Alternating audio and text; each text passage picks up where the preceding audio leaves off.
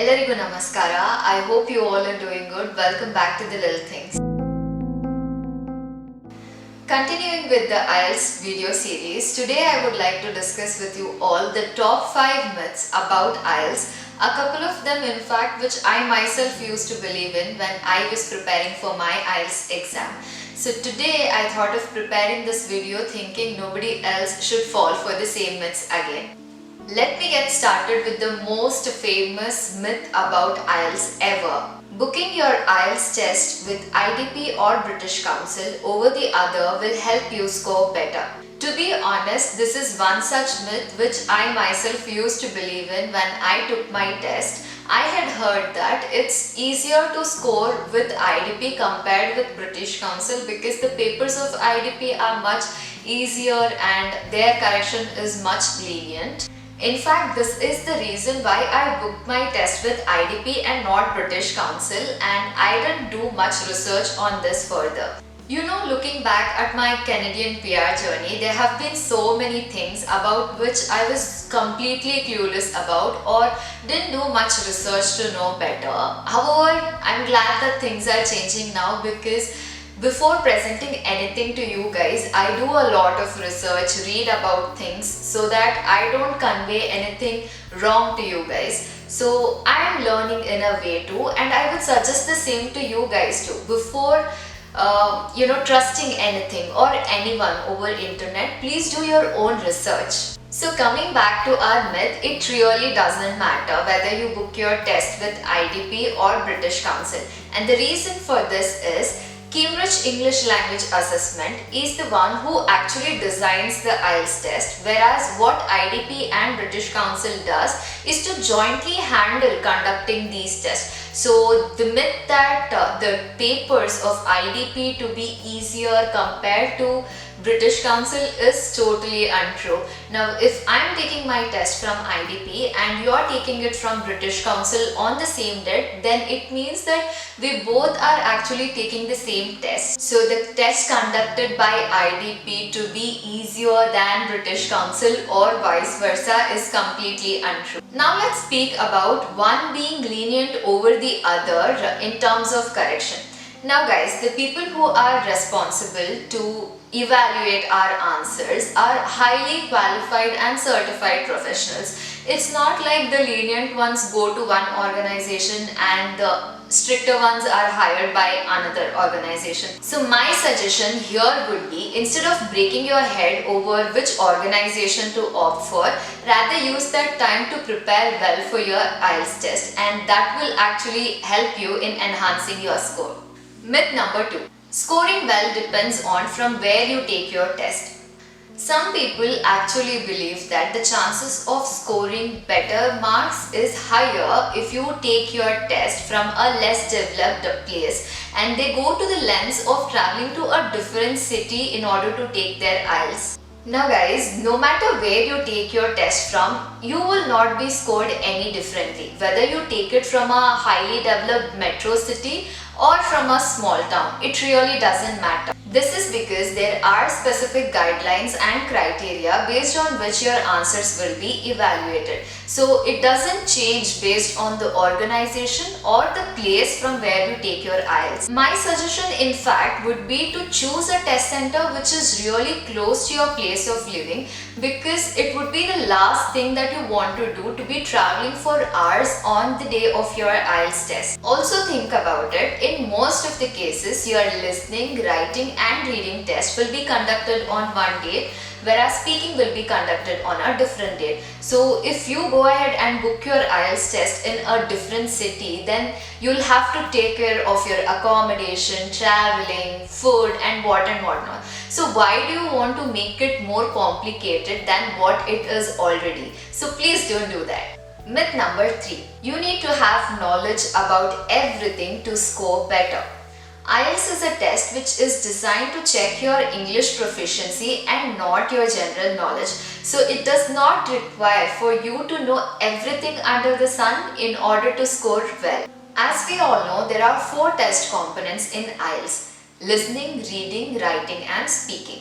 Now, listening is to make sure that you can understand when someone speaks in English to you, whereas reading is to make sure that you can read and understand when something is written in English. So these two tests are designed to analyze how well is your English input.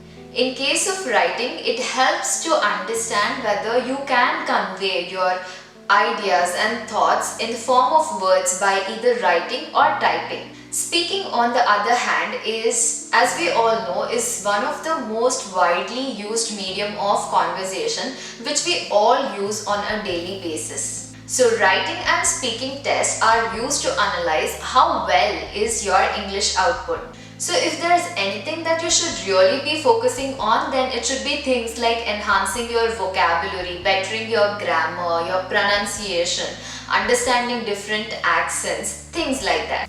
I would also like to add something here which might actually sound contradictory to what I said right now, but it's not. Although I said IELTS is designed to check your English proficiency, it's not just about that. You might be someone who's really good with your English, but still you might fail to get the desired score.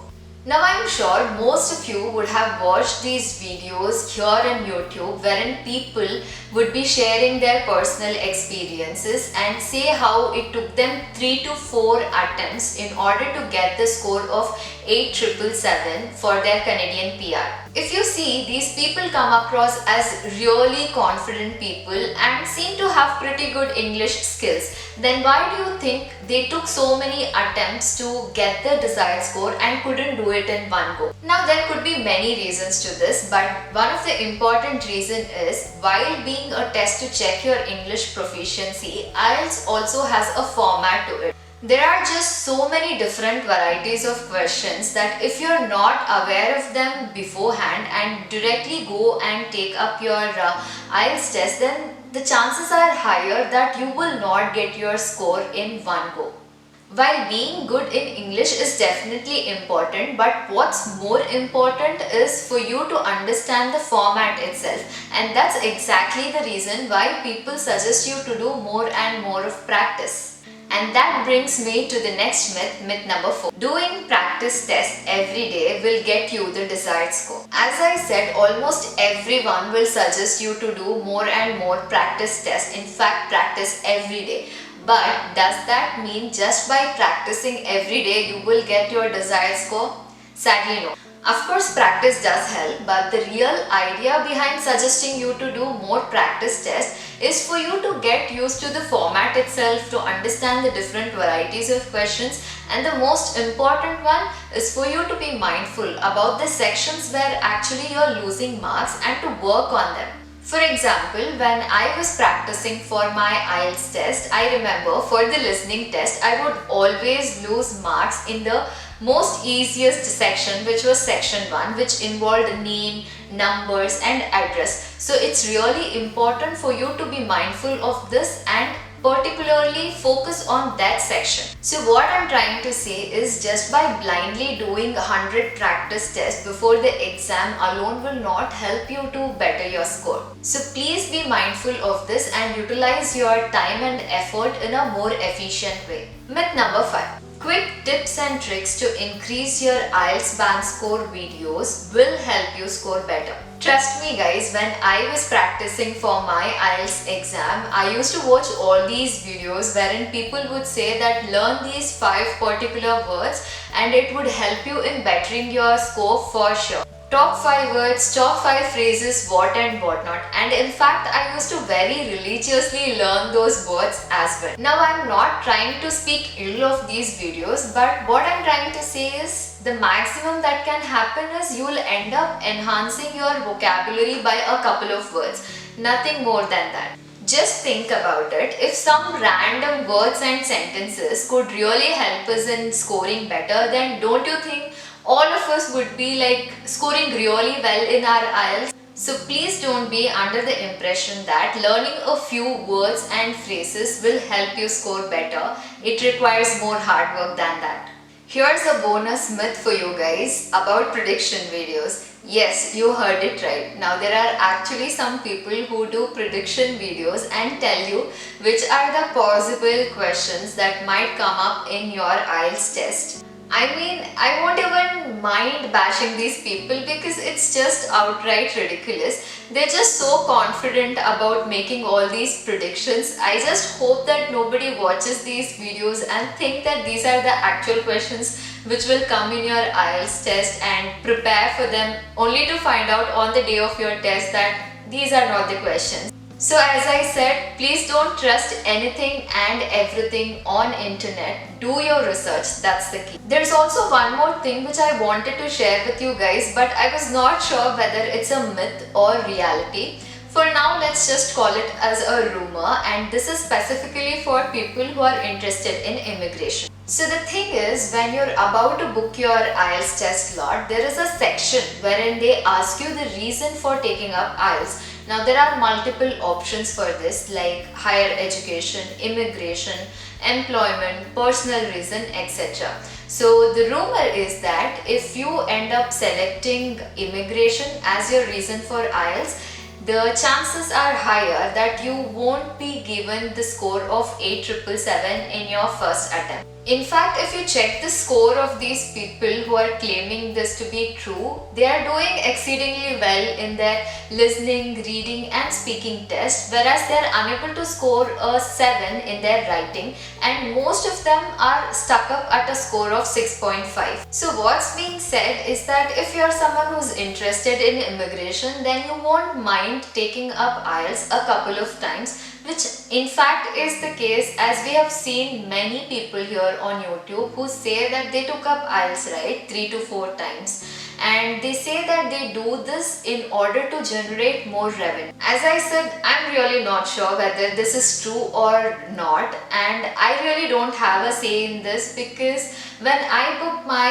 IELTS test, I know for sure that I had picked immigration as the reason, and still I ended up getting the required score of 8777 in my first attempt itself. So it's really up to you whether you want to choose the reason as immigration or personal reason, and if you're someone who is choosing the reason to be personal reason whereas you're taking up IELTS for immigration, then don't worry much about it because nowhere in the test report form or TRF do they mention the reason for you to be taking up IELTS. So don't worry. So go ahead and choose the option whichever best suits you. I just mentioned it because I just wanted you to be aware of this. Also, there's this one last thing which I wanted to share with you all, which I've been hearing a lot lately about IELTS scam, wherein people are paying money to get the desired score. Again, not sure whether this is true or not. If it is true, then I would say it's highly unethical because there are so many people